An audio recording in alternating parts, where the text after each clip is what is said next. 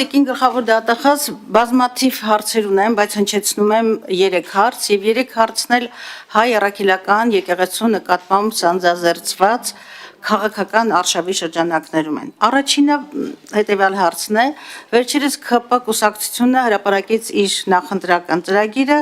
եւ հատուկ հոդվածով անդրադարձ կար հայ առաքելական եկեղեցու այսպես կոչված, ես շակերտներում եմ ասում, բարենորոգման օրակարգին, որտեղ ամրագրված էր երկու կարևոր հանձնառություն ըստ ԿՊ հայացքի,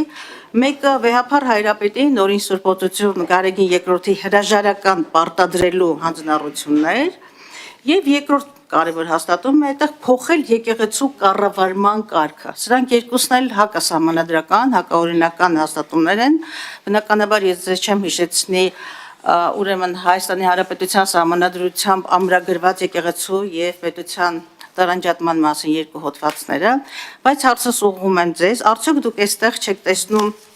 հակաօրինական եւ հակասահմանադրական վարք կամ հայտարարություններ եւ որն է ձեր արձագանքը։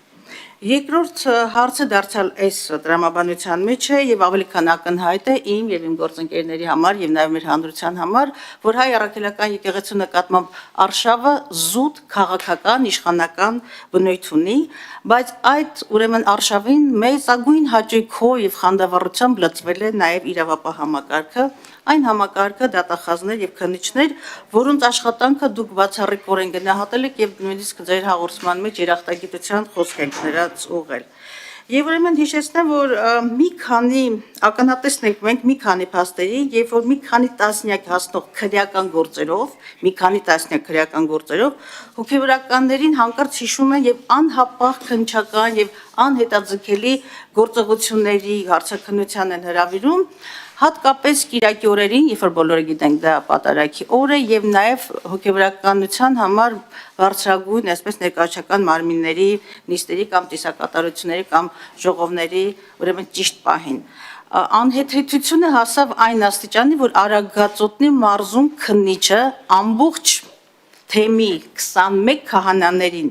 ժամը 11-ին, Կիրակի ուղիղ ժամը 11-ին հրավիրեց հարցաքննության 21 քահանաների, նշում եմ այդ պահին, երբ որ պետք էր ուղղակի բեմադրել զուգահեռ մեկ այլ, այսպես ասած, իշխանական պատարագ։ Եվ սրանք բնականաբար շինծու գործեր են եւ նաեւ շատ հոգեվորականներ այդ շինծու գործերին մասնակից դառնալու եւ հարցաքննության ենթարկվելու հրաժարական է տվել, բայց միևնույն է դուք գնահատում եք այն անհետաձգելի եւ հրավիրում եք քննչական գործողությունների եւ հատուկ զուգադիպությամբ նիստերի օրերին կամ պատարագներին, դուք այստեղ արդյոք դուք այստեղ սարսանք զուգադիպություններ են, թե պատահականություններ են, խնդրում եմ դրան եւս անդրադառնալ, եւ դուք համառորեն դատախազությունը, որը Սահմանադրականության, պետական կարգի, պետական եւ ազգային շահերի պաշտպանության բարձրագույն այսպես լիազորությունը ունի, ես ուզում եմ հասկանալ, բարձել եւ լսել ձեր պատասխանը, արդյոք դուք համառորեն իսկապես չեք տեսնում հայ առաքելական եկեղեցու նկատմամբ սանձազերծած տեսակը հակասահմանադրական գործընթացը եւ եկեղեցու դեմ արշավը, որին բոլորս ականատես եղանք են դռները ջարդելու, կոտրելու հերոսակային թրքաբարո հարձակումը, վարույթ ուրեմն նախաձեռնված միայն այն պարագայում, երբ որ դատարանի վճռով Պարտադրանքով ավելի շուտ դատարանի չեմ ուզում ընդհատել, բայց ռեգլամենտ ունենք, խնդրում եմ տեղավորվել դրա մեջ։ Ուրեմն դատարանի պարտադրանքով վարույթը հարուցվեց։ Ես ուզում եմ այստեղ այս 3 հարցն էլ միացնել իրար եւ դրանք բոլորը մեկ հարց ունեն։ Դուք արդյոք գտնում եք, որ դուք գտնվում եք սահմանադրական կարգը եւ իրավական կարգը ազգային պետական շահապաշտպանելու դիրքերում եւ ինչու չեք տեսնում այստեղ հանցագործություններ, որոնք ավելի քան ակնհայտ են։ Խնդրեմ տիկին Վարդապետ Հերթով։ Շնորհակալություն։ Նախ առաջին ենթահարցի հետ կապված, եթե ճիշտ հասկացա, խոսքը ծրագրի մեջ ներառված բարենորոգման օրակարգին ա վերաբերում, եթե որոշակի հանգամանք բացահայտվի հրաժարականի եւ եկեղեցու կառավարման կարգը, այո։ Տիկին Գալստյան, դատախազությունը քրեական վարույթից դուրս գնահատականներ չի տալիս։ Մենք բազմաթիվ հարցումներ ենք ստանում, այդ թվում կուսակցական պատկանելություն ունեցող անձանցից, որոնք դատախազությունից ուզում են գնահատականներ կոնկրետ երևույթների նկատմամբ։ Դատախազությունը գնահատական տալիս է մի փաստաթղթի մեջ, որը կոչվում է քրեական հետապնդման հարուցում, եւ դրանից հետո տալիս է հաստատված մեղադրական եզրակացությամբ։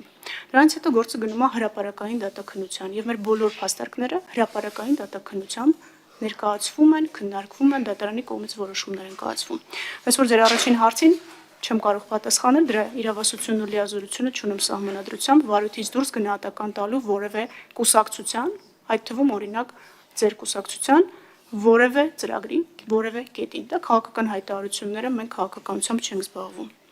Քննչական գործողությունների վերաբերյալ ես չգիտեմ դուք ինչի եք փնտրում այդտեղ ինչ որ զուգադիպություններ, յուրաքանչյուր վարույթով իրականացվում է ըստ անհրաժեշտության։ Եվ մենք նպատակադրված ենք այս վարույթները ավարտել հնարավոր սեղմ ժամկետներում, որպեսզի այն նմանատիպ մեկնաբանություններ չլինեն, որ ձգձգում են, որ արհեստական օրակարգեր են առաջ տանում, ընդհակառակը ամեն ինչ արվում է, որպեսզի վարկյան առաջ ձեռք բերվեն անհրաժեշտ ապացույցները եւ որոշում կայացվի արդյոք գործը ենթակա է դատարան ուղարկելու թե ոչ։ Մնացած ձեր գնահատականների հետ ուղղակի չեմ կարող համաձայնվել։ Երրորդ հարցի հետ կապված, որը ենթադրում եմ ձեր եզրափակիչ հարցին է վերաբերում, արդյոք դատախազությունը հանրեղություն, ասիկ որ դատարանը մեզ պարտադրել է, որպեսզի մենք վարույթ նախաձեռնենք, այս մասով խնդրեմ մի քիչ ավելի ուշադիր լինել, դատարանը չի պարտադրում նախաքննական մարմնին եւ չունի պարտադրելու որևէ գործառույթ։ Դատարանը միջդատական վարույթի նկատմամբ դատական վերահսկողության շրջանակում գտնում է, որ որոշակի հանգամանքներ ենթակա են ստուգման, որոնք չեն ստուգվել, եւ այս իրավիճակում իհարկե նախաքննական մարմինը, եթե դատական ակտը մտավ օրինական ուժի մեջ, դատարանի կողմից նշած հանգամանքները ստուգման ենթարկում է։ Այս առումով պարտադրանքի կամ որևէ կերպ ինչ-որ այլ ենթատեքստ ման գալու իմաստ չեմ տեսնում, իսկ ընդհանուր առմամբ ձեր հարցադրումը, քանի որ էլի բխում է նրանից, որ ես պետք է գնահատական տամ ինչ-որ ընդհանուր ձևակերպումներին, դատախազությունը դրա համար չի։ Շնորհակալություն։ Շնորհակալություն, արձագանք Տիկին Գալստյան։ Խնդրեմ։ Շնորհակալություն։ Վերջին հարցից սկսեմ, նախ դատարանը պարտավորեցրել է վարույթ հարուցել, 1։ Իսկ առաջին եւ երկրորդ հարցերը, որոնք վերաբերում էին ուրեմն հայ առաքելական եկեղեցու ճակերտավոր բարենորոգմանը, հայրապետին հրաժարական պարտադրելուն եւ եկեղեցու կառավարման կարգը փոխելուն, դրանք ակնհայտորեն հակասահմանադրական գործընթացներ են եւ հակասահմանադրական հայտարարություններ եւ նաեւ ձեր պարտականությունն է հակասահմանադրական ընթացքի առնչությամբ համապատասխան ոչ միայն գնահատականներ տալուց հետո շարունակել համապատասխան վարույթներ, այնպես որ ձեր պատասխանը կներեք բացարձակապես տեղին չի, իսկ մյուսը ուղղակի ծիծաղելի է, երբ որ նույն օրը նույն ուրեմն թեմի 21 քահանաներ միաժամանակ հրավիրվում են ուրեմն քննչական անհետաձգելի գործողությունների խափանելով պատարագը եւ նաեւ ըստ էության դուք ոչ միայն եկեղեցուն եք դրանով այսպես ասած քաղաքական շահերը սպասարկելով եկեղեցուն եք նեղը դնում ինչպես ձեզ թվում, բայց նաեւ հազարավոր հայ հավատացյալների, որոնց զրկում եք պատարագի իրենց խղճի եւ հավատի ինչպես նաև մի խոսքով ծեսերին մասնակցելու իրավունքից այստեղ բազմաշերտ ուրեմն խնդիրներ կան եւ սրանք ոչ թե առավիտ ակնհայտորեն չեն խոսում թե ազգային թե պետական շահի մասին։ Մնացյալը ելույթում Լիա Գումարին։ Խնդրեմ Տիկին Վարդապետյան։ Շնորհակալություն։ Նորից եմ կրկնում, դատարանը միջդատական վարույթի նկատմամբ ունի դատական վերահսկողության գործառույթների շրջանակում նախաքննության իր կարծիքով ստուգման ենթակա հանգամանքները ստուգելու վերաբերյալ